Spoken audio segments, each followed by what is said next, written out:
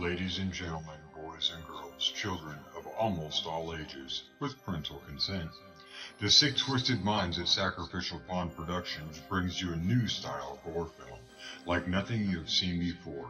There are no cops, no investigations. There is no backstory, no follow-up of the victims who were brutally tortured and murdered. Our story isn't about them. Normal Terror is about a single dad struggling to make ends meet. His son is his first priority. He goes to work, pays his bills, and is generally a great dad. The twist comes after he puts his son to bed. This is where he releases his stress. Some people do yoga, some hit the gym, some go for runs, some people paint on a canvas. An anonymous source once wrote on an abandoned asylum wall, "I never understood people until I took one apart just to see how it worked." If you are rear-ended in traffic, most people's thought runs to anger and their primal instincts of hurting the other party. Sam Neill does not have the ability to stop that primal instinct. Let us take you into the mind of a killer. Normal Terror is a concept from the mind of Sam Mason, who wrote, directed, produced, and is starring in this new age feature film. Let's get slicing and dicing with Sir Sturdy horror fans. On this podcast, you will hear me and a guest do some movie reviews, random funny horror chats, and whatever else comes to mind. So tune in, kick back, relax, and always remember, I'll see you in your nightmares. Well, just Jason's mask.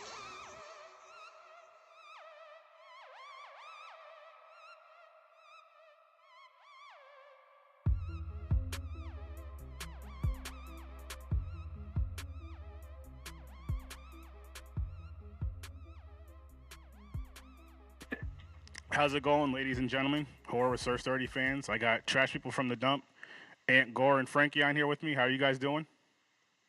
Good. How are you doing? I'm doing great. And Frankie, how are you doing over there?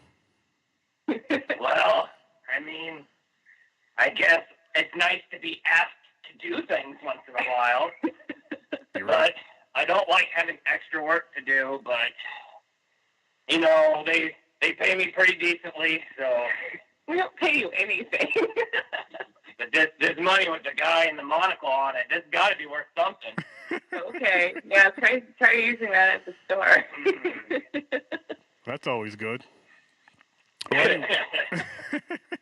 Anyways, we're going to be doing the movie review for Maniac from 1980, I want to say. And, yeah, I think so. Yeah, I believe it was that. It was a first-time watch for me. I really did enjoy it. I thought the guy in the movie was freaking crazy. And yeah, I loved the gore in it. The little, I love the kills. And I'm just going to jump right out and say my favorite two kills was the shotgun kill and the second kill of the movie where he's choking the guy out on the beach. Damn near decapitated him. Loved it. What about you two? Yeah. Yeah, the Tom Savini kill is really good. Yes. We went to, where was that? It's in Hollywood, our second home. And the guy there, he knows all these interesting facts and bullshit and whatever. And he was telling us about how Tom Savini was chosen to be that role because he already had a mold made of his head. Nice. And they filled it full of food, old food, and food coloring, and literally shot it with a shotgun just out in this parking lot. But they didn't. It was out on the highway. On the highway. And they didn't have a permit.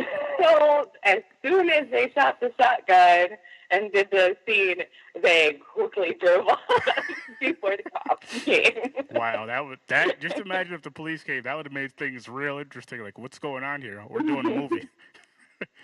Who's gonna believe that? You guys are really doing a movie. If somebody shows up, it's like, I swear, it's a fake head I blew up in this car with a shotgun. I'm not just murdering people, I promise. But yeah, I really enjoyed the movie. I was a little confused at first because I was thinking, I'm like, okay, this guy's. I didn't realize at first he was scalping the women and then putting them on mannequin heads. Yeah. I was thinking that it was just bad special effects and that the mannequin heads were just supposed to be the dead bodies at first. But I was like, no, that's not it. That can't be right. I see. Yes, I can understand I could see that with the time period. I'm pretty sure there's quite a few horror movies where it's just mannequin. Yep. But I was wrong. Excuse me. I was wrong, and I'm glad I was wrong. It was just, Yeah. it was just an interesting thing, though. I'm like, why is he doing this? I know. You know that you should check out the remake as well. Yeah, it's really interesting because it's just the same story, like start to finish, just like a really different kind of killer. Like, because it's Elijah Wood. Yeah. So he's a very different, the same character, but not at all. Yeah, you go from big fat sweaty Joe Spinell to little tiny hobbit Elijah Wood. Looking Elijah Wood. And it's the same story. I mean, same characters and everything. It's really well done. I highly recommend. If you like the original, see that as well. But different kinds of movies. But know that there's still a different movie, even though it's the same storyline. Because the original is just fucking gross and disgusting, and it's like, if you could smell that movie, it would be really fucking foul. But like the Elijah Wood one is kind of nice looking. It's very professional. It doesn't have quite the grunginess to it, so it's not quite as gross as the original. Yeah. Oh, another fun fact you said is the sluttiness. They said another thing we learned at the Hollywood. They were saying that he got really drunk before he did his scene, so he'd be really gross and sweaty and like be in that mindset for that character. That is some dedication. That's Again, drinking on yacht, who wouldn't? That is true dedication right there. That guy. Yeah. He was just, I don't know. I like how aggressive and angry he was throughout like the whole movie. That to me that takes a lot of energy. I can't be mad that long. I'm like, okay, I'm mad for about an hour and that's it. He's mad for a few days or weeks or whatever. And I remember he kept saying stuff about his mother, and she kept locking him in closets. Yeah. So I don't know if that will turn you into a murderer, getting locked into a closet all the time by your mother. Maybe she did more, said he was worthless and all that, but still, I'm just... I'm like this. Yeah, it doesn't give you a whole lot to grasp onto. It's basically just, hey, this guy has mother problems. Yeah. That's all you need to know. Yeah. Well, it reminds me, it's like such a trope because we were just talking about how, like, in Glass, too, because we watched Glass recently, which is like the third movie to the Unbreakable split trilogy thing. And, mommy issues cause a lot of things. Lots of mommy issues in that one. Well, and then, of course, Bates, yeah. Most famous mommy issue movie. Guess if you have mommy issues, like really abusive mommy issues, you're probably going to be a serial killer in a horror movie. I guess so. Frank needs some help. He needed therapy. He needed something. And with this podcast, I jump all around, so I'm going right to the end already. I like how in the end, when the police kick in the door, of course they're always freaking late. I don't know how they don't notice all these missing. I don't know how they don't notice all these missing women. Like nobody at all calls the police earlier in the movie. Nobody notices. Like, hey, where's Sharon? I don't know. I guess she quit. But they come in the room. They look at him. They see him laying in the bed. They don't even check his pulse or nothing. They just look and then leave. They don't take anything. No evidence. No nothing. So they did a horrible job. And then his eyes open. His eyes open at the end of the movie. I was like, that was kind of cool. And I kind of wish there was a sequel just because of that part right there. Well, interestingly enough, I just read about that because I was looking up some facts for the movie, whatever. So I had something clever to say. You actually did your job for once, Frankie. I could use some more appreciation around here. Anyways, I looked up. I lost my train of thought now. Sorry. We're probably going to talk about Maniac Cop. Oh no! The reason why there isn't a sequel is because they were working on making a sequel, and it sounded interesting. Like they're going to do this plot where it was like a children's TV show host who goes and kills his parents. But then the lead actor died before they could film it. Oh wow! So he then went on and decided to do. He made the Maniac Cop movies, which are kind of more grindsploitation slaughter. We still need to see those ones. I haven't seen those. High on our list. Have you seen Maniac Cop? I have not, and it's funny you ask me that because Well, okay, this was a few months ago now. My cousin texted me one day. He's like, "Did you do Maniac Copy on your podcast?" I was like, "No, I haven't even seen it." He was like, "You need to see it and do it." I was like, "I will eventually. I got to get to it." It's done by the same director. I want to see it now. I'm actually between me and my few co-hosts that I have, they're all busy right now, so that's why none of them are on. But we finally made a list. I've been talking about making a list for about 6 months, 6 or 7 months. I was like, I need to make a list of movies that I want to do, and it only took 6 or 7 months. And then, like, once we made the list took like less than an hour or 2 hours to do. I'm like, why did I wait so damn long? But hey, it happens. Yeah, just sitting down to do it. It's hard to. You gotta like really, really think about the movies that you really like. Yeah. There's always those movies where it's like, this would be kind of fun to do or talk about, and then it's like once you sit down and do it, you're like, I got nothing. Yeah. Honestly, it wasn't even that. It was literally like, I say if I'm talking to you guys, it's like, hey, we should start a movie list. When we're like right once we're done recording, we should just start making a list. Or during this week, we should start making a list. Just texting each other, making a list, and it would never happen. It was as simple as that. We come up with like 2 or 3 movies, write them down, and lose the paper. So I was like, you know what? I'm doing this. I'm doing this on Google Docs now, and I'm just gonna attach all of our emails to it, and we'll go way easier, way smarter. Well, there you go. Gotta love technology for that. Yeah. So, I just find it a little amusing that Uncle Guts has this nice, expensive microphone hooked up to his nice, expensive laptop, and we're using your cell phone. Well, if Uncle Guts could figure his shit out and figure out how to do it. Yeah, if we had somebody in charge who knew what the fuck he was doing, it'd be nice. You want me to sit down and have a talk with him when the podcast is done? I am. Frankie, no, you're not. You're just a jackass. So I didn't know you could hear it. I got very happy about that. This house is not that big. What did you expect? Yes, Maniac. Maniac is a good movie. Yes. It's really fucking disgusting, but it's a good movie. Mm-hmm. I liked all the practical effects. I like that it kind of has this weird, just jointed plot to it. Oh yeah, It kind of makes you feel crazy watching it. It's like, what the hell is going on? Yeah.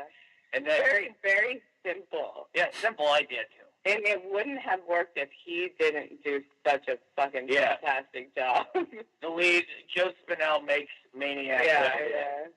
I like how it starts out violent, like right from within 5 minutes of the movie. Yeah. 2 people are getting killed already. They wasted no time.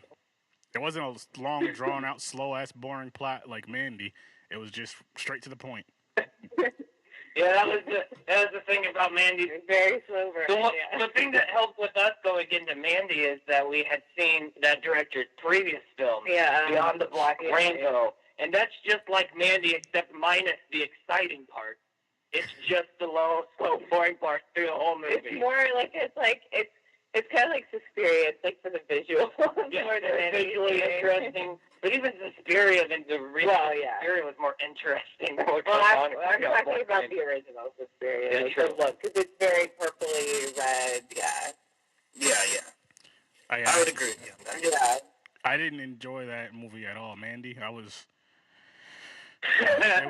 It was one of those movies where like... Yeah, I feel like I hear either they really liked it or they like really dug it. It was one of those I liked how crazy it got towards the end. Yeah. But man, I have to skip through 45 minutes of movie to get to. What I always love saying is, okay, the one scene when he's really breaking down, he's in the bathroom. I'm like, the director had to have told him, okay, Nicolas Cage, please just do your most Nicolas Cageiest.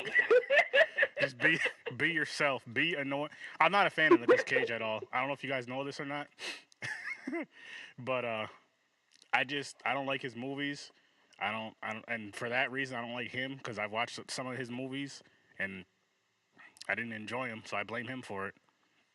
But no worries, I'm not. He's in so many movies. I know. Most of them are pretty fucking terrible. Like, I swear he's just like, here's a script. And he's like, okay, are you going to pay me $1? Yes. Okay, I'll take it.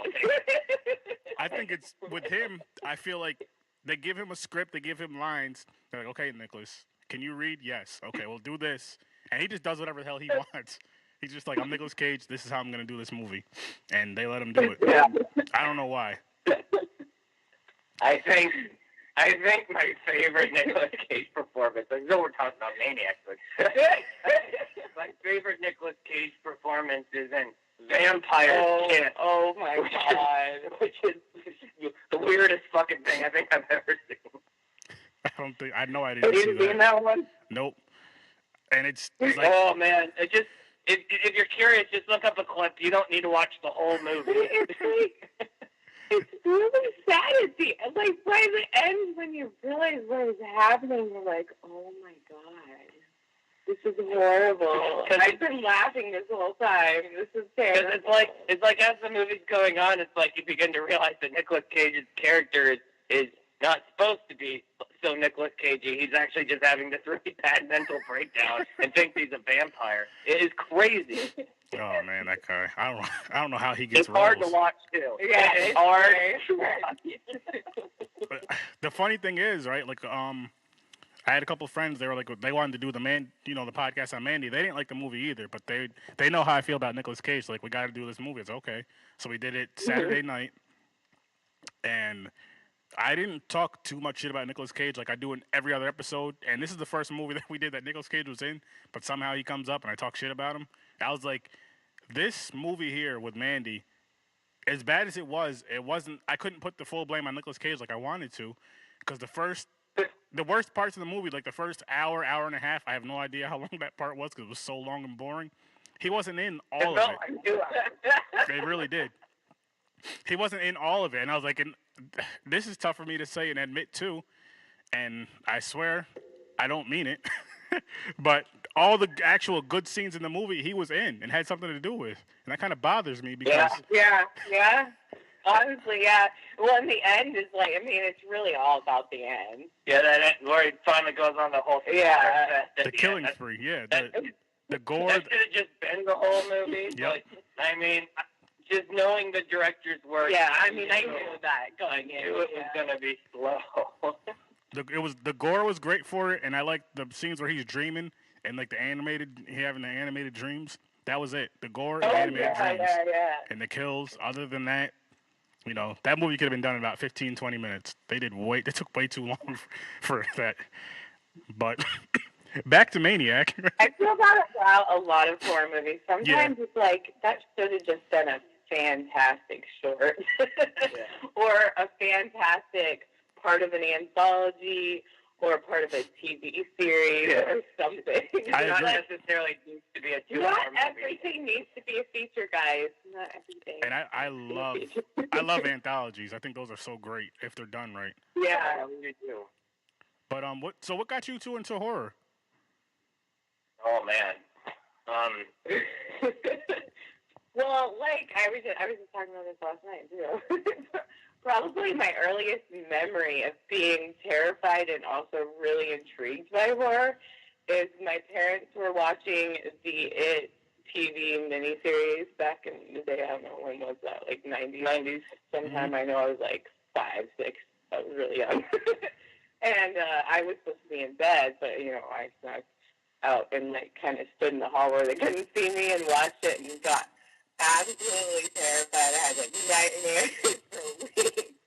But then, like, I think that, like, sparked it. And then, like, I wasn't allowed to watch movies at home if they were, like, I couldn't watch PG-13 until I was 13, and I couldn't watch R until I was 17 or whatever they did. But obviously I didn't actually do that because I went to friends' houses all the time. We always rented movies. That was like what you did in the 90s. So, I just every time I went to a friend's house, we were renting horror movies that I wasn't supposed to be watching. Usually 80s. Mm-hmm. Same I here. kicked Frankie out from because he's going to have a harder time answering this question.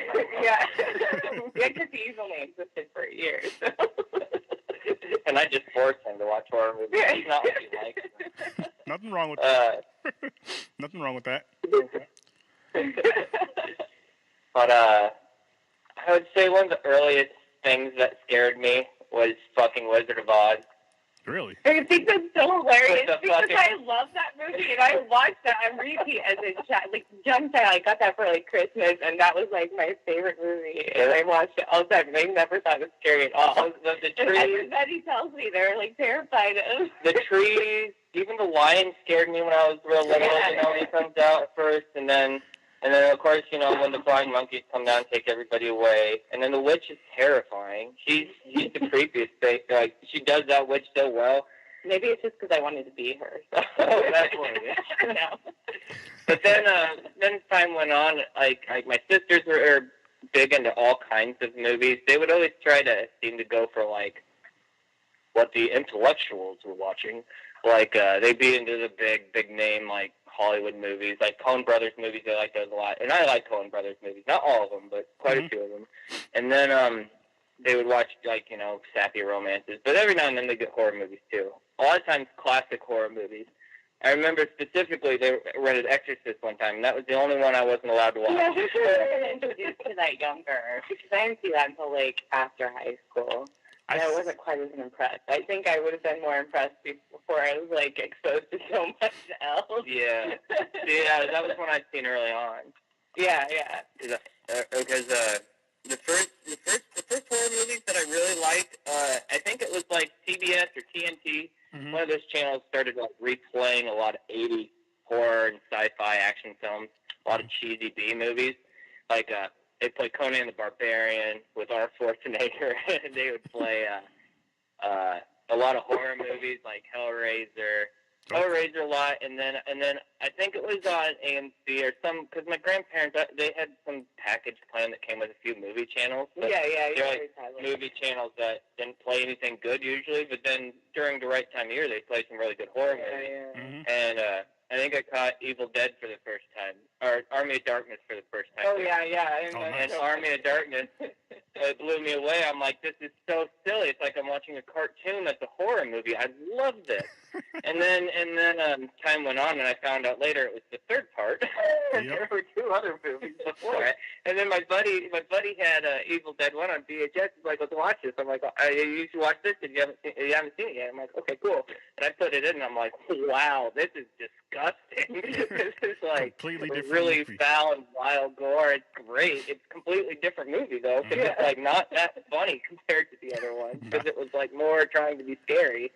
And it was awesome. I was just, I'd never seen anything like that before. The most hardcore thing I'd seen was Army of Darkness. And Army of Darkness is not quite as disgusting as people think it was. It's not. Like you said, it's like a cartoon.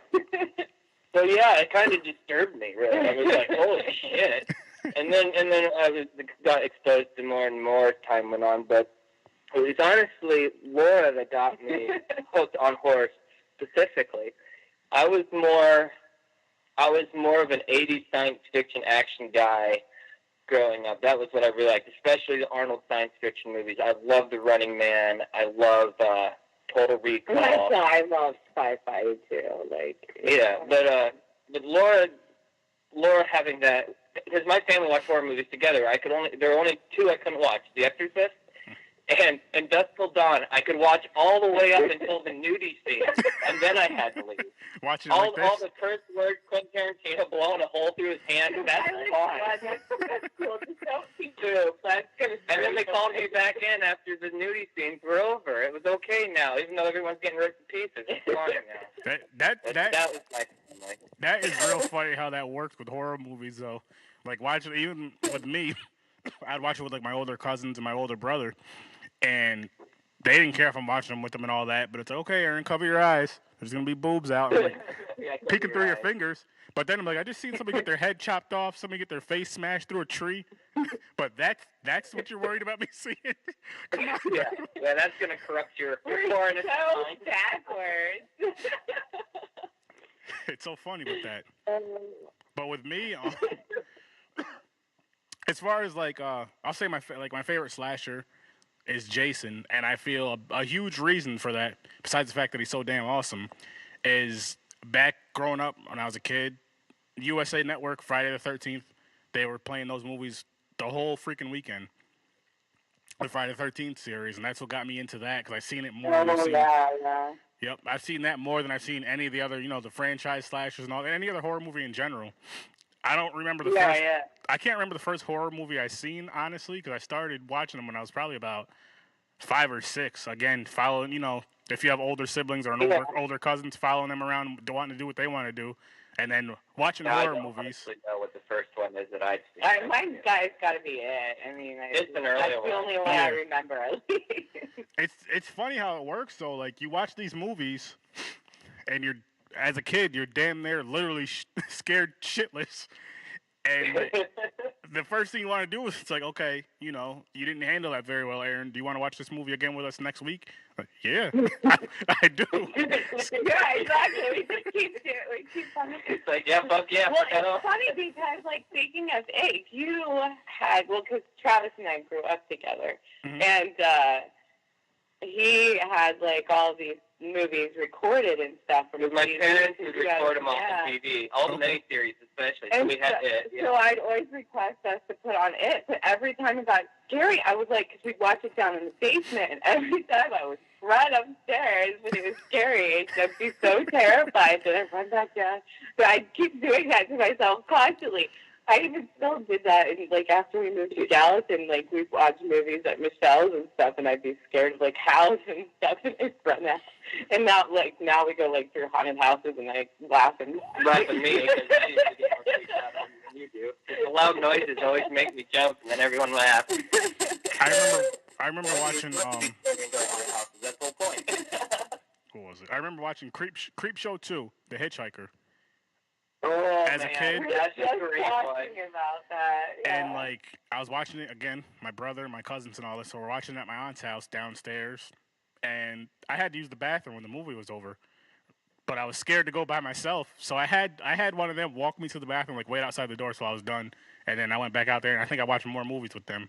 It's just funny how that is, though. Like I was literally scared, almost shit on myself. Go to the bathroom, come back just to watch more of it. It's like punishing myself, but I love it. And now, oh yeah. I think that's the sign of a true horror fan, though. Yeah, you're right. I think it's like we're adrenaline junkies. Yeah. Yeah, that's how I get my adrenaline pumping. I'm not gonna jump off a cliff. I'm just gonna pop a movie, and get scared for a little bit. Creep Show 2 is great. When I was a kid, Creep Show 1 freaked me out the most, and it was the episode, the segment where with Adrian Barbeau, where they have the weird crate monster under the stairs. Mm-hmm. I gotta watch that again. Terrified me as a kid. I grew up out in the country in the middle of nowhere, Iowa, and in a farming area, and we lived out in the country, so we were just surrounded by nothing. And watching movies there alone in the dark, and then just being silent and creepy for miles around you. Or you hear this screechy, the windmill. Yeah, we had an old windmill out of an old family place, and it had gotten really old and shitty, so it just made this horrible screeching noise. So that didn't help. What the fuck? Mm-hmm. But I love horror though. Like it's definitely hands down my favorite genre. And I say that it's the best genre in my opinion because if I were to say, listen, there's a new movie that came out about a comedy movie, I didn't find it that funny. It wasn't that funny. You're not going to really want to see it. But if I'm like, listen, I just seen this horror movie, and it was probably one of the shittiest horror movies I've seen, you're going to be like, I got to go check that out just to see how bad it really was. Yeah, exactly. And again, we did go to see Holmes and Watson. Don't remind me. I was laughing because I was embarrassed to be there.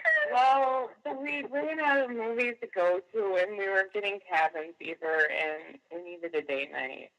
That movie was not that good. That is not a good choice. I watched, what the movie was it? This movie, I cannot stand this movie. Me and my brother did a podcast on it. We rated it. This was the lowest rating we've ever done a movie. We rated this movie. He started it at -13. He was like, because it took 13 years to make a sequel, and it was Tales from the Hood Part 2. And, like, it was just bad. Like, the first one was so funny, whatever. It was great. Yeah. And then this one was just such a letdown. And it was one of the things where, like, you didn't know there was going to be a sequel till, like, a year ago. 20. Oh yeah. About a year and a half ago. Yeah, we still need. I know it's terrible, and everybody's. I don't even know if I want to watch. I still kind of. I don't know. It's bad. Like this movie was so bad that we have an open challenge, and it's a friendly debate for anybody who really, really. Not some people. I don't want anybody who thinks the movie's okay or anybody who hated the movie. We want to have a friendly debate on the podcast with people who really, really enjoyed this movie. I don't think very many people did. I haven't seen one person that did yet. I don't even. Good luck. So that's how bad this movie was. It was just, and I'm the type of person like if I hate a movie, I'll still say you should go watch it just to get your own feel on it. Yeah. But with this one, I'm saying you should go watch it. Don't blame me for watching it. I do not recommend it, but I do think you should watch it. As weird as that sounds, I know it doesn't make any sense, but I'm like, yeah, that movie really. It hurt my feelings how bad that movie was. It was. Oh man. It's so disappointing because the first one's so fun. It is. And the only thing that would have made that movie worse is Nicolas Cage in it. That's it. If he was in that movie, I would probably just turned it off and said, fuck it. I can't do it. I can't. I'm sorry. It's called Cage in the Hood. And the thing is, he would probably do a movie. I don't know him personally, but I know he would do a movie like that just because the other stupid shit he's done. Like I said, they give him a script, and he's like, do I get paid at least $1? And he's like, okay, I'll take it. But he still gets like pretty good, like decent exposure roles as well. Yeah, he gets really. Because the latest, he had a voice role in the new Spider-Man movie, the animated one. Have you seen that yet? I don't know if you like. Oh, I love those type of movies. He might not be bad at something like that. I don't know. I guess I'll have to see for myself. Have you seen that new Spider-Man, the cartoon one? I didn't see that one yet. The multiverse one? Yeah. Not yet. Oh my god! Like probably both of our favorite movies. I think it's the best Spider-Man movie they've made Really? yet. Yeah, it's so. It really reminded me of the cartoon show. Oh, yeah. That was in the 90s, I think. Yeah.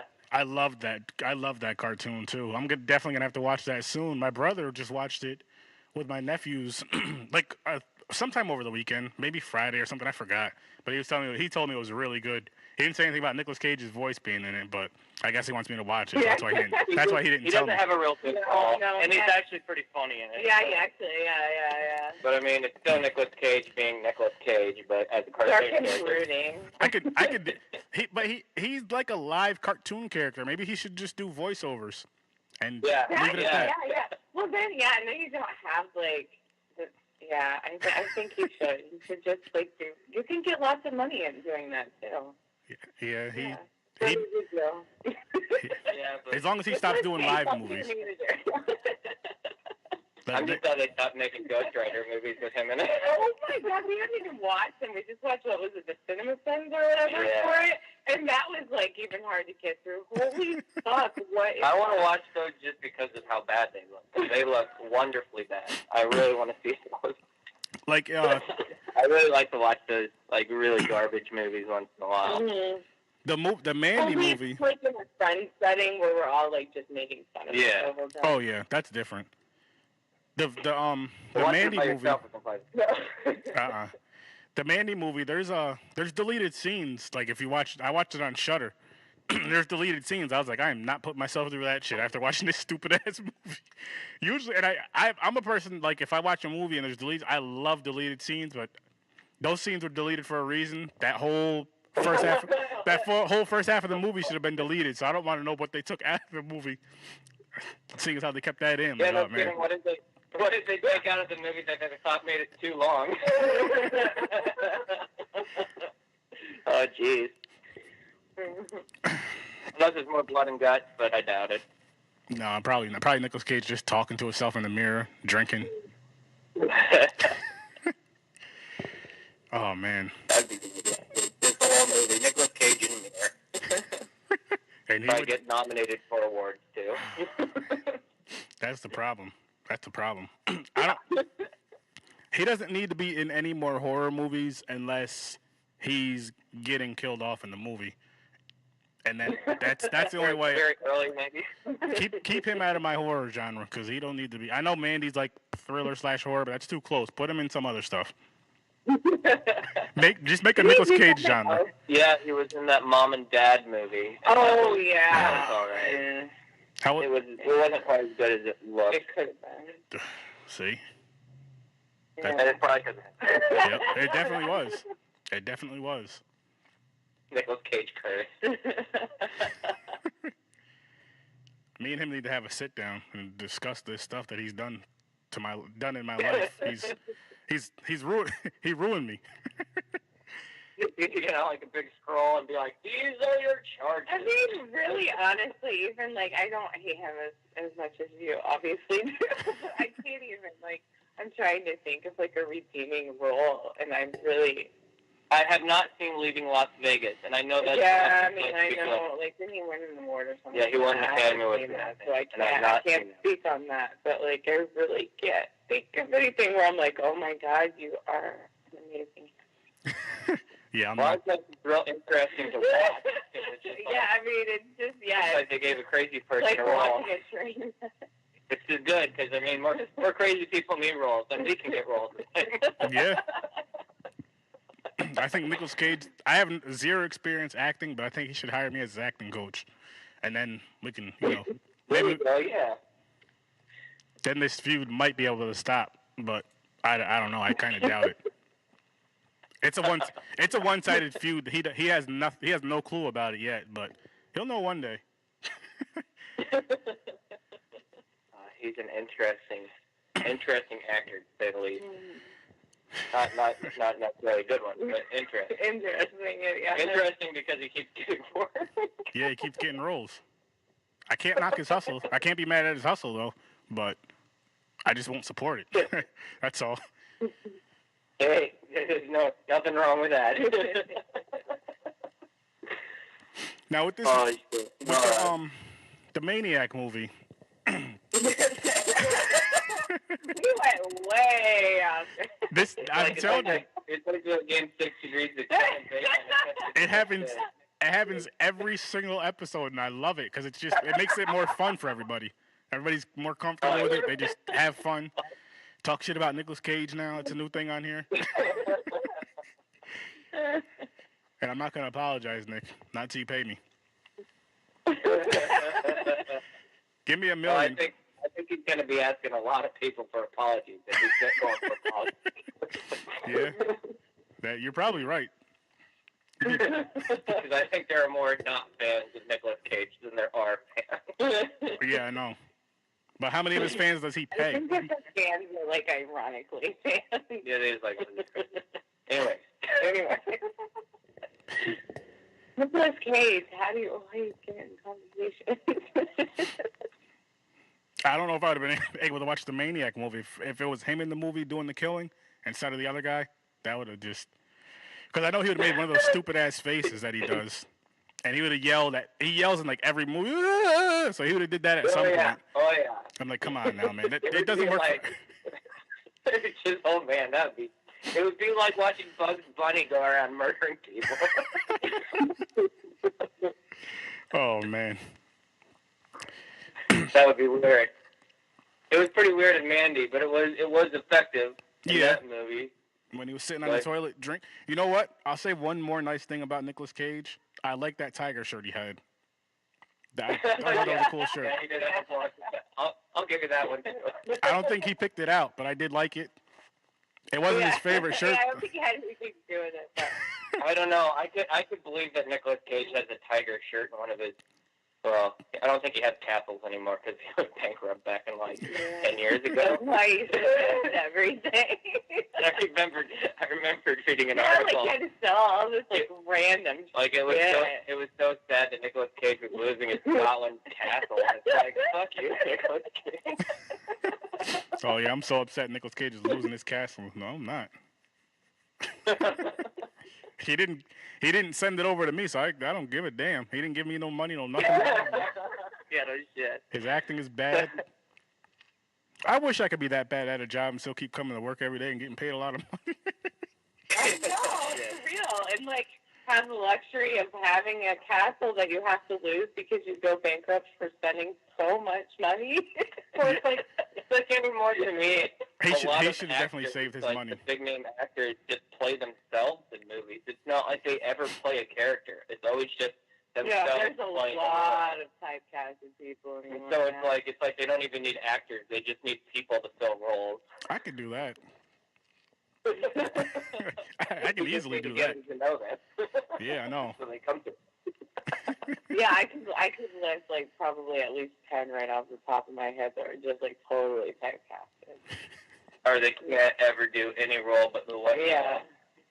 Because there's lots of. I mean, it's different situations, but still. It happens to comedians more than anything else. Yeah, definitely with well, comedians. I was thinking like Michael Shannon, right? Yeah. Yeah, because he always gets the bad guy lately. Or is it, yeah. He's a creepy motherfucker. That's probably gets the bad guy. And Michael Shannon from first movie I ever saw him in was Bugs. That was yeah. So, So, with the Maniac movie. Fact about Maniac. Yes. The director used to be a porno director. This was his first non-porno movie. I think that happened to a lot of horror directors. Oh yeah, a lot of porn directors turned into horror directors. It's funny you say that though, with this because with Maniac, it's not really surprising because I mean this guy wanted to sleep with a bunch of women, which isn't a surprise. Yeah. And then it was kind of like. I guess you can kind of think of torture porn because he's like, you know, the first woman he killed in bed, he's choking her. And I'm just like, what's going on with you, man? Like, you paid $100 to kill her? I mean, you got your money back, but still, shit. It was just... You can kill people for free if you really want to. You really can. At least get caught. Yeah.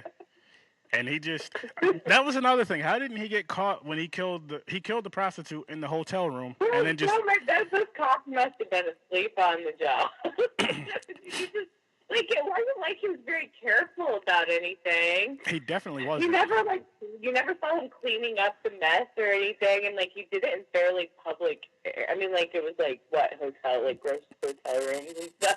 But yep. The only thing more inconsistent with Nicolas Cage's acting is the quality of policemen in movies. Yeah, exactly. or your latest trope that you've been noticing a lot is where it's like the cop. This is my last day. I'm almost to retirement. That's probably like that all the time. Character all the time. That's what it was. But I just still with the Maniac movie.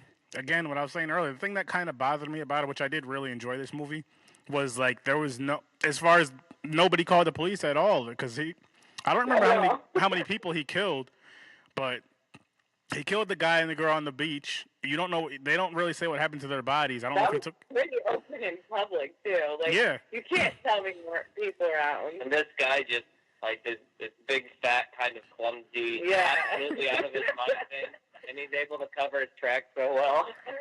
Yeah, or it's just horrible, lazy cops. I'm like, come on now. That's probably what it is. Horror movie cops. And then, you see, I mean, again, though, they never showed a TV on the news, so maybe they did have some things on, hey, these people are missing. But I'm like, he killed 8 people. Somebody has to know somebody's missing. Hey, Tanya wasn't at work for the past 2 weeks. I drove by her house. Be all over the news. But it didn't seem like it was over a very short period of time. It seemed like he'd been doing it for a long time. Because a few mannequins. A lot of mannequins. Yeah, there was. And where the hell is he getting all these mannequins from? Is he stealing them from JCPenney and stuff? Just walking out In the remake, they changed the plot just a tiny bit. Mm-hmm. And that he inherited a mannequin store from his parents. So that's where the mannequins come from in the remake. Oh, yeah. That makes sense. But that is not, I don't think that's the case in this one. No, well, I mean, they aren't mannequins, though. It's just what he's... No, but they are mannequins at the end. Are they? Yeah, he takes the scalp and nails it. But then at the end, he sees them all as real people. Yeah, you're right. It's that he sees them as the real people. Yeah, that part right there, I loved it, and it confused me because I'm like, wait a minute, what the hell's going on? This has to be a dream because they were just all alive.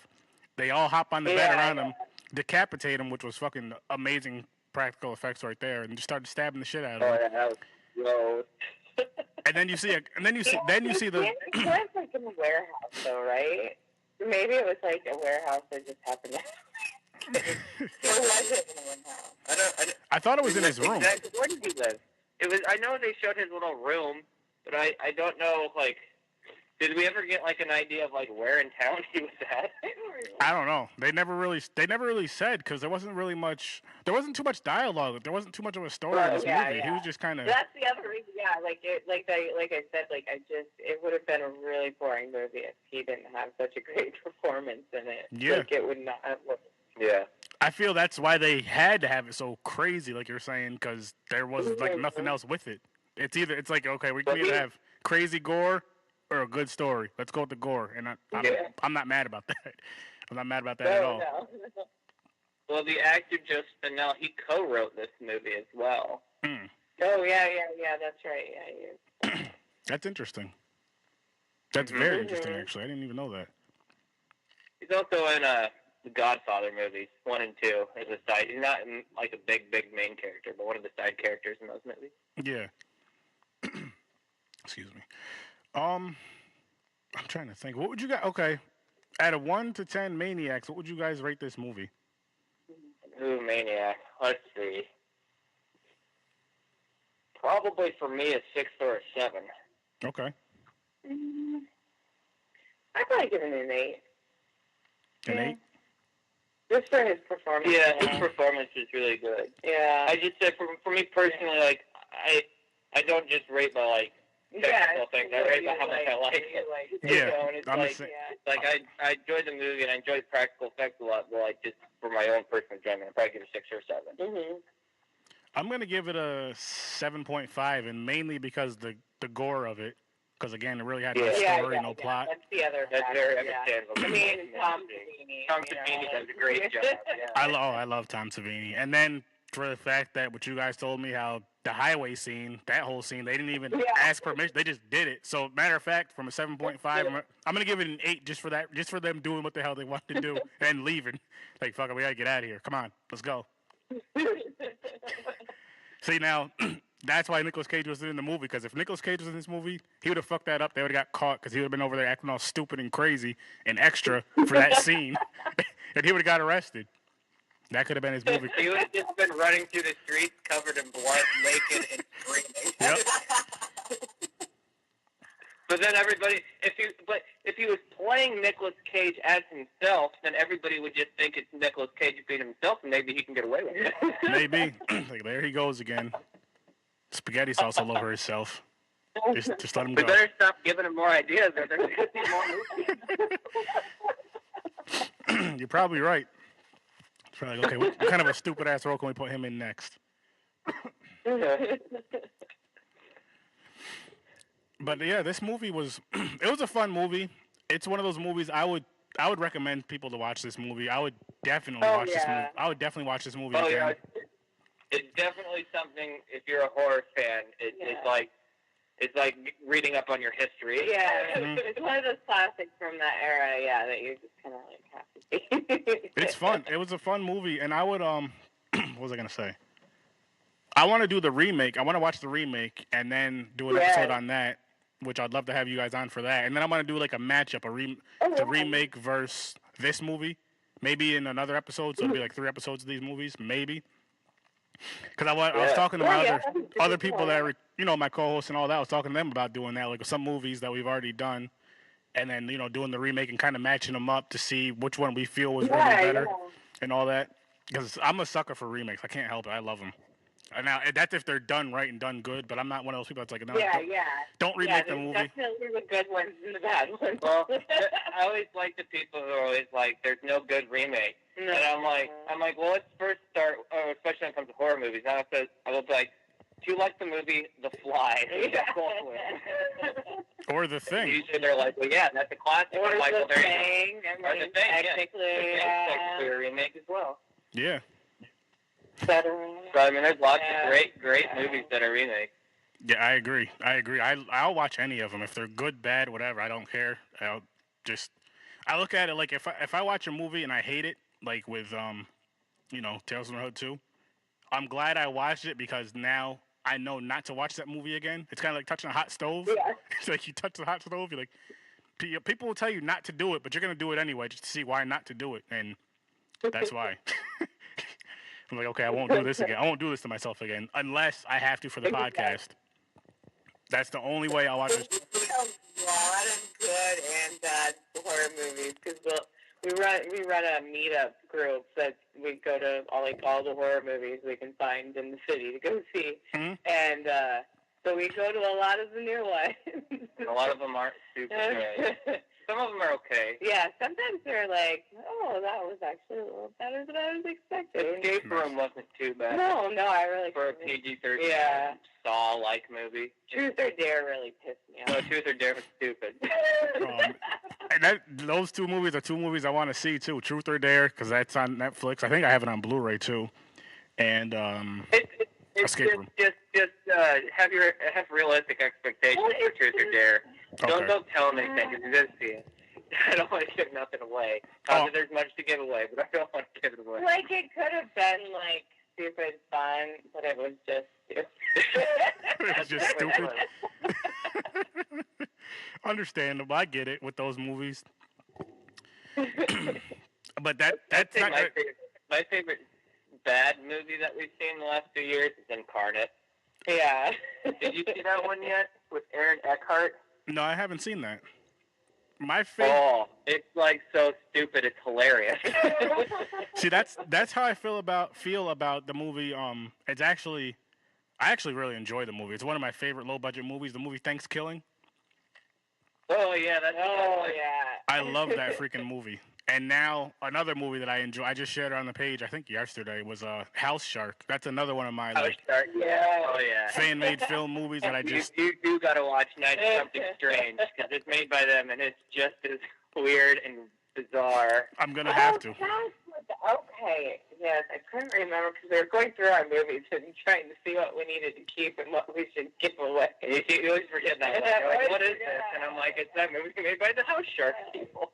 Yep. See, I got to see that now. I actually got to meet. I met the director of the House Shark movie, and I met the guy who played the scientist back in October at a con out here called Scaricon. Well, it's about 2 hours from me, but a con out here called Scaricon. And I'd never seen House Shark before then, but my one friend was telling me about it, and I bought the DVD that day, the Blu-ray that day, and I bought. They had like a bust, which I wish I had it up here, but it's downstairs somewhere. I'll have to show you guys to it. I'll post it in the group or something. But it's a bust of the house, of a house, and then like a shark coming out the house. And the biggest reason why I bought it is because there's another horror group that I'm in. It's not my group. It's called Joe's House of Horror. Awesome group. Oh yeah. We're in that. Yeah. And they also have an awesome podcast, Three Guys at Horror. But one of the guys that's in that podcast, his name is Eric. He's the one who painted the bust. I don't think he made it, but he painted it. So I was like, I got to get it just to So yeah, but House Shark, great movie based on a true story. Definitely got to see it. Yeah, we really enjoyed that one.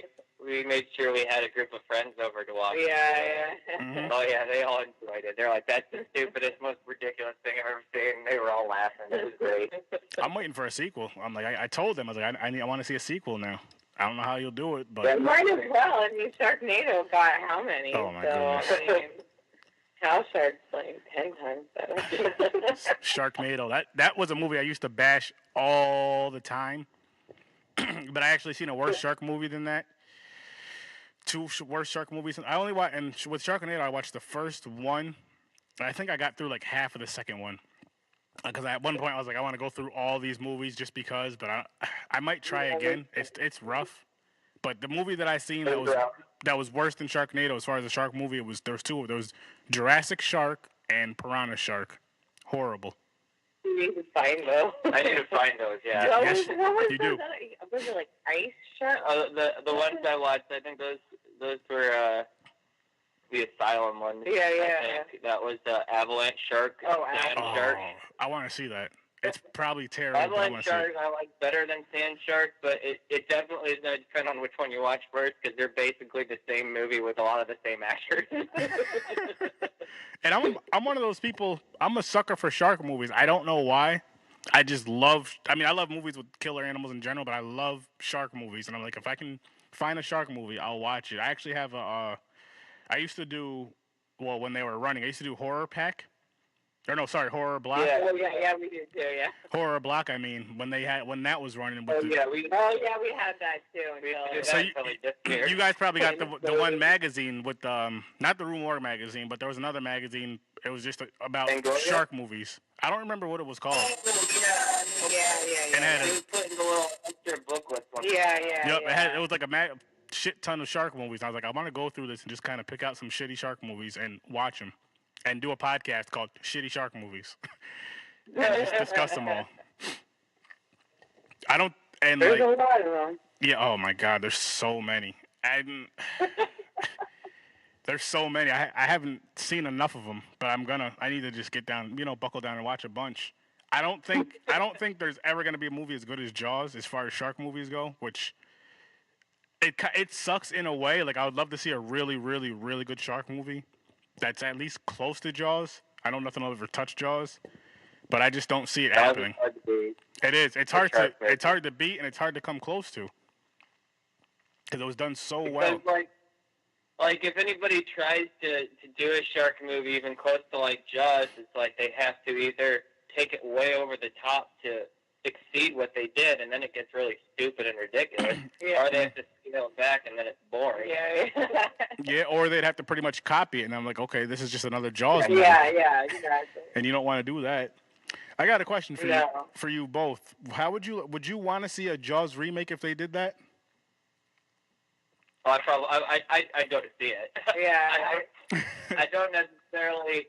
It would definitely depend on a lot of factors. Completely, yeah. It depends on who's doing it, who's like. Yeah. They have a really good director attached to it, a good cast lined up. Yeah, absolutely.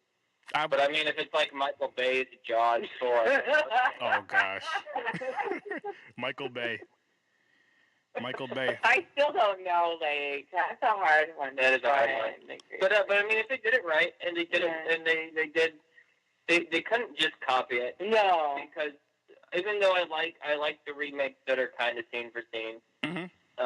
If they don't do something new, then it's kind of like, why am I even watching this? I feel like they could like maybe go like it's a completely different kind of movie, but like the Evil Dead route, that new the remake of Evil Dead, because it's still kind of the same movie, but it's not at all. They just make it darker, more twisted, more modern, with like a new cast, and just tried to make a different sort of movie in the same vein. Yeah. They couldn't go too campy though.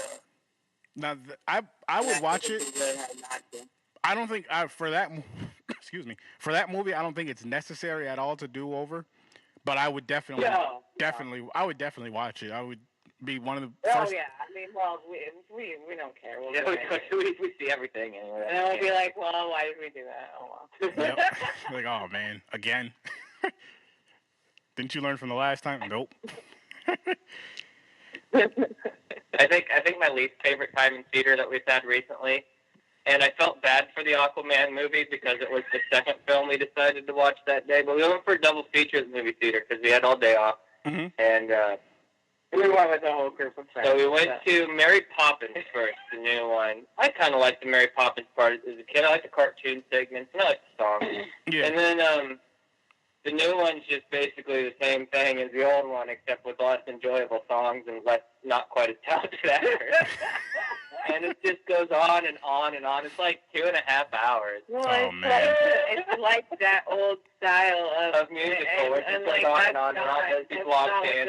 The new audience. Like, let's make a modern musical with our with our new Mary Poppins. That's fine. It's whatever. It was for babies. That's not a problem. Okay. But then, like, immediately after that, we went to Aquaman. And Aquaman's like 2 hours and 50 minutes. Yes, I did see that one. By the time Aquaman was over, I was ready for someone to kill him. Well, I kept telling myself, I'm like, oh, Aquaman's probably really going to be bad. But it's fine. It's fine because he's so hot. It's fine.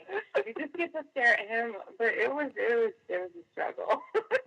And I wonder, I need to watch Aquaman again. Just because I feel like watching Mary Poppins for so long beforehand. I could definitely see that. We'll probably buy it and watch it again. So I want to, why don't you guys talk about your YouTube page? Like what got you started with that and everything? Yeah. All right. So where we got started with this is when we're originally from Iowa. I spent all my life up until we moved here, pretty much. And when we quickly met the horror movie club group, and this was before we were in charge of it. And that's our meetup group for going to horror movies. And the guy in charge of it, Adam, got us started down this path. He was like, let's do a horror movie review show. Well, we had already planned, like, we were going to focus on some project. Like, we were going to do something once we moved out here. Mm-hmm. We didn't know exactly what it was going to be. And we're like, okay, well, we'll try this out, see how that goes, whatever. And we were called the Horror Fan Attic. Yeah. And we did a handful of reviews up until, and then we did a review for the girl with all the gifts. Mm-hmm. It was like basically podcast style, but we were just like sitting around the table talking. It was on YouTube. Yeah. So, like, and we used Adam put in some clips from the movie, and that apparently violated some code, or someone reported it. And with all being new to YouTube, he just took it down and like re-uploaded it immediately without changing too much. So it got us banned from there for a while. Like a couple of months, I think. And that definitely killed everyone's momentum and everybody's wanting to do it. So his life completely changed, and he was too busy to even keep up the meetup group. Because his personal life just got too full, and I understand that. Yeah. And but then after a while, we were like, I really want to get back into this. I really want to do something with the horror movies and the reviews and stuff. And I'm like, I'm going to go and I'm going to write a new theme song for a new show. I actually want a theme song like with words and lyrics and stuff, so it's like a funny sitcom show. And I wrote the theme song, and I'm like, this show fucking needs puppets in it. and then that's kind of where Trash People from the Dump started coming from. Originally, the name that we picked came from when we were still with Adam.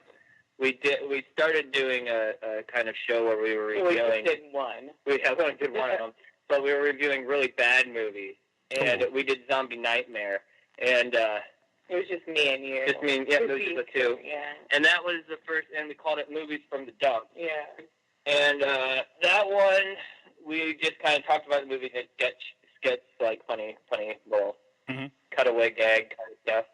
And then, so we really liked that. That was our favorite way of doing things. With the aspect of doing the skits and stuff.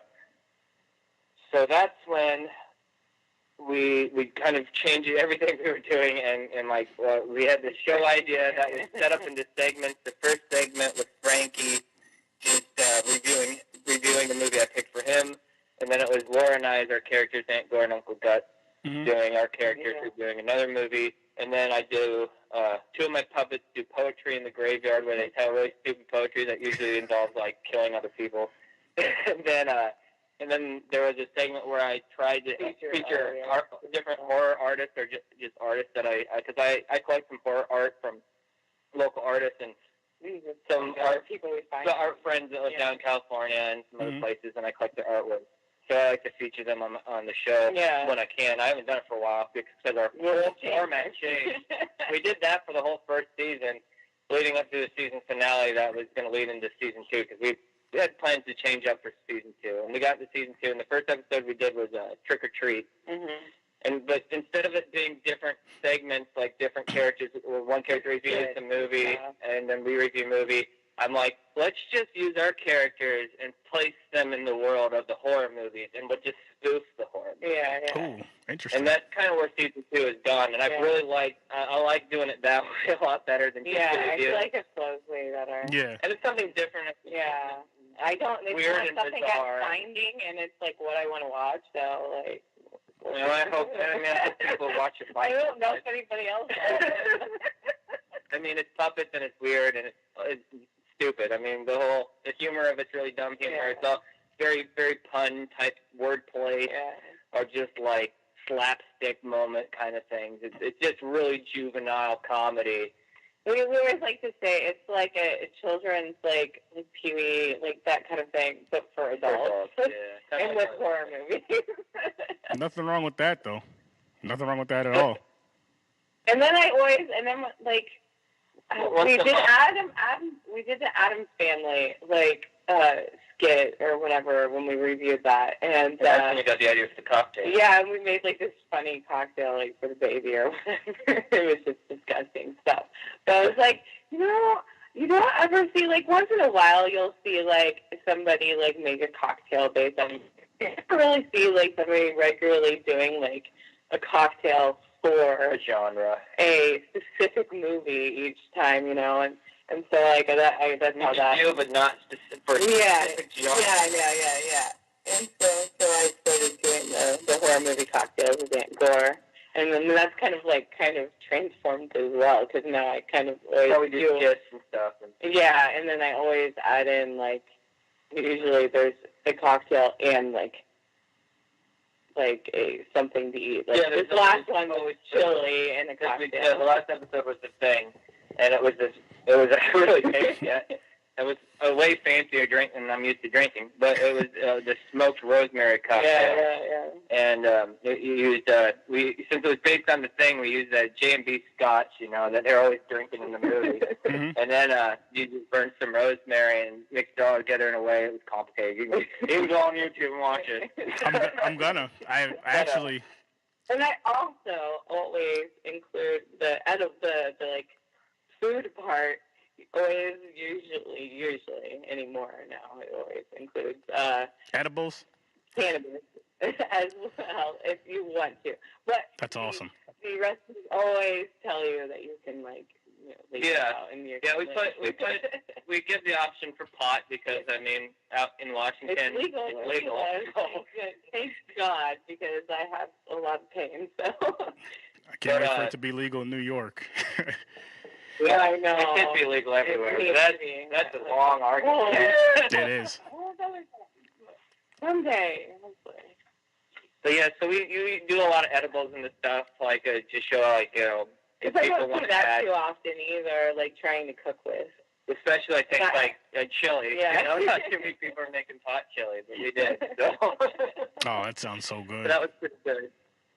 And then we also we've been doing shorts and sending them to film festivals and stuff. We actually, really? If anybody who's listening has Trauma Now. Oh yeah. We have a short that's on a collection on their streaming.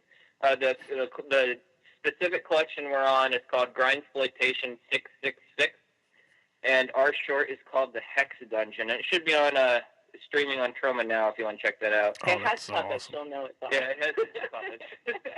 That's awesome. I would love to.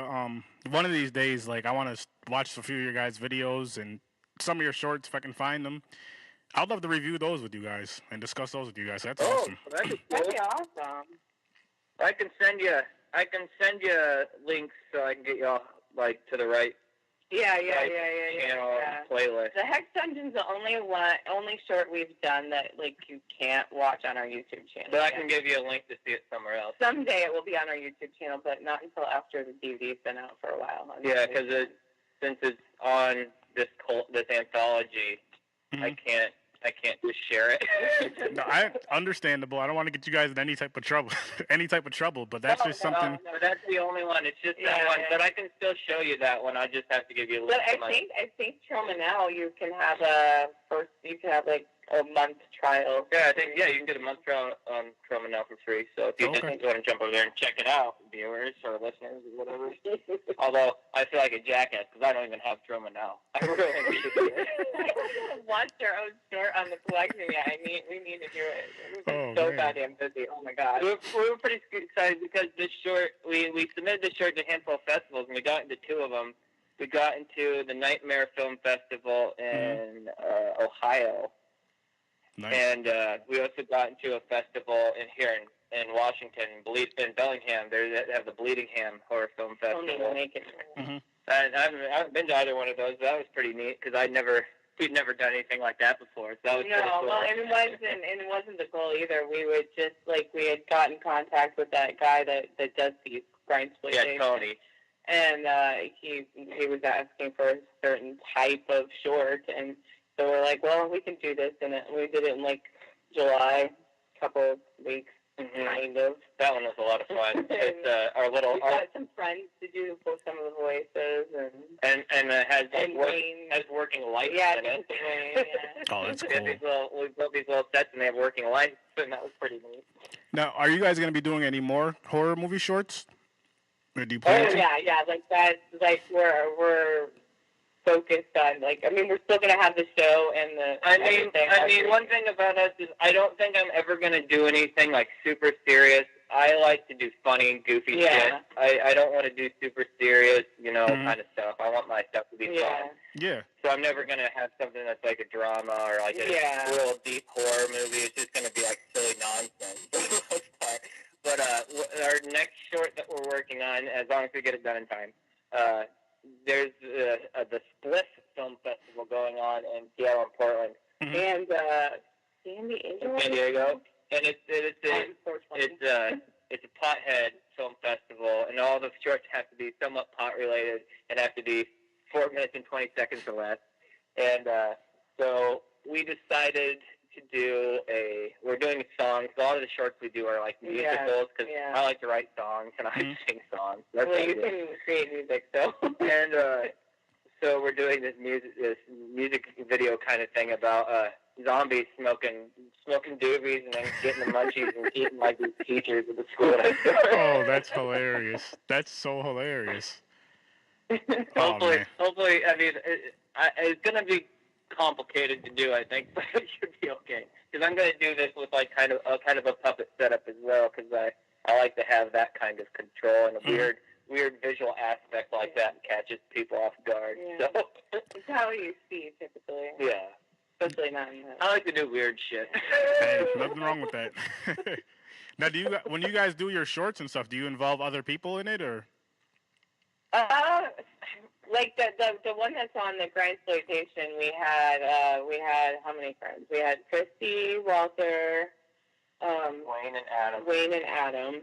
Mm-hmm. They all helped us. Yeah, but usually, especially our 72-hour ones we've done, like it's just me and you. The most times it's just me and you. Yeah, it's rare that we're as we grow and like keep doing projects, we have friends that we know we can count on to help us out, which is great. And it's not necessarily that I don't want outside help yet. It's just that I don't have enough for them to do. Our stuff is real simple right now. Yeah. Yep. But with the Split Film Festival, I'm going to have some help. Oh yeah. That's I mean, we're very new to this. I mean, we just started randomly doing it. It was not our plan at all. Like, we had not planned on making short films or doing anything with YouTube. It was not like I had seriously planned on coming out here and like trying to become a serious writer. Yeah.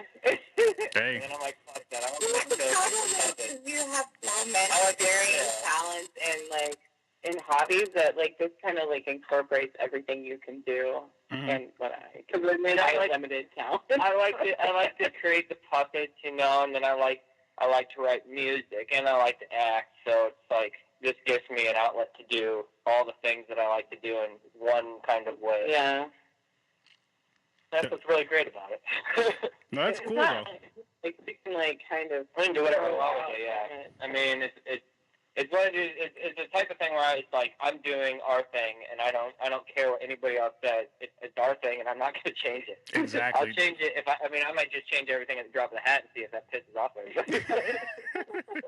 And that's exactly how I feel about. I mean, I know it's completely different, similar in a sense, but with this podcast, I'm like, this is mine. I can do whatever the hell I want with it. And yes, exactly. Oh yeah.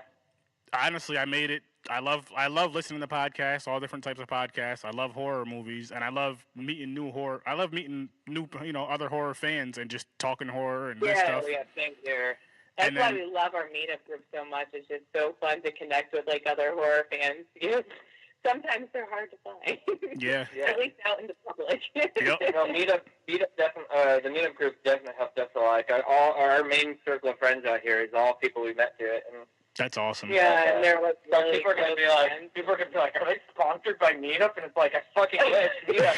If you're listening, can I have a free? Like, what do I pay? Like $70 a year to like keep the Meetup group going? Seriously though, it's been a real nice thing to have because the town like we specifically live in Mm-hmm. is a small-ish town outside of Portland. Mm-hmm. We're technically in Washington, but just outside of Portland, Oregon. And it's like I live in this small town next to Portland that feels like it has like a more conservative small town mentality than a conservative small town I moved from in Iowa. It's really weird. Yeah. And then you go to Portland and it's like the complete opposite. It's the most liberal place on the planet. We just like do our like basic needs shopping and like sleeping and working. It's just I was just kind of surprised by how white and conservative it is out here. Well, in Portland too. Portland's a lot whiter than I thought it would be. You guys sound really upset about this. You think, I don't know, I guess I just thought, moving to a city, you'd have some more diversity. No, I get it. They're all fucking white people. Oh, man. If I wanted that, I would have just stayed in fucking Iowa. Imagine if they were all Nicolas Cage clones. I'm more pissed off you to back there. Like, fuck this. But we love Portland. I mean, like, that, we do all of our playing in Portland. Yeah. And we have not a great group of people. Yeah. No, that's cool, though. You just have to do all searching to find your people sometimes. Portland's not perfect. No. It's way better than middle of nowhere Iowa. For what we want to do in our kind of life. For us. No, it works. So I did catch one of, I forgot which one it was, because this is like when I first started talking with you guys about coming on the podcast. Oh, no worries. No worries. Our close friends that like are regular watchers, like sometimes it takes them months to get. Well, we post so much constantly, especially the weekly thing. The biggest reason why I do the weekly show as well is because right when we started, YouTube changed a lot of their rules on how much stuff you have to get to make money. Although at this point, I've realized that our show uses too much bad language that I'm gonna have to probably get. Probably after I get like enough viewers, like do a Patreon route where I can give give gifts to people who sign up. Like we thought about doing like a funny, like calendar with our puppets, maybe like a funny swimsuit calendar with the puppets. That would be hilarious. But you just wanted to like make sure we had plenty of content because you have to like it's like you have to have like 4,000 like hours at watch hours. Like it was a month or a year. You have to have like 4,000. Well, we're well past a year, and it's like it's crazy, and it's like no, we don't even get close to that. Yeah. No, we get the view, but we have the view count, but the view count doesn't matter anymore. I thought we have that much because you have the okay. No, it's what people actually have to watch. I have that amount for them to watch, but I have to actually physically get people to watch 4,000 hours of the shit. Well, I thought that our count was close to that. I think we're averaging about 15 hours a month right now. I'm gonna have to add you guys to my YouTube watch lineup because I watch like me and my wife will just lay down at night or whatever, watching TV, eating dinner, and just watch a bunch of YouTube videos. And I know for a fact the ones where you guys are doing, especially the ones with the food and the drinks from the movies, she'll love that. So we'll definitely start watching those. That's what the first video I watched. I was like, this is hilarious and awesome. That's awesome. And I was getting hungry. I'm like, warn you ahead of time, and to anybody else who cares, who wants to watch our show. Mm-hmm. The earlier episodes are a little rough. Yeah. Hey, listen. Especially of trash people. Season 2 is completely different than Season 1 as well. They're still fun and they have their merits and they're funny, but we've definitely evolved in this like short year. We've been we had to figure out what we were doing. Yeah, we didn't. I was gonna say it's a learning experience with this kind of stuff because with the podcast. Like how I told you guys earlier with the podcast, my very first supposed episode never happened. But I learned from that, and then just each episode, I feel like I learn a little bit more. And it gets easier, as you guys know. It's still work in a sense, but it gets easier, and it's fun as hell. It's so fun. I wish I could just do this all day, every day, and get paid a good amount of money for it. I would do it all day, every day, but unfortunately, I can't. Yeah, unfortunately. Yeah, that's the only thing. It'd be nice to make money off. It'd be nice to make money off of what you do, right? Yeah, your passion? Having a great time doing stuff like this. Yes, you just have to keep trying and keep doing it. Yeah, exactly. But I'm gonna get this one wrapped up. I really appreciate you guys coming on, and I want you. Oh yeah, thanks for inviting us. That was a lot of fun. Yeah. Anytime, and I want you guys to That's awesome. You guys will definitely be on this show again a few times. I can already tell. I know you guys will be on. That's awesome. Yeah. This is really fun. Yeah. Regulars on here. That's what I want to say. But what was I going to say? Oh, yeah. I want you guys to go ahead and plug away on your pages and all that good stuff. Oh, yeah.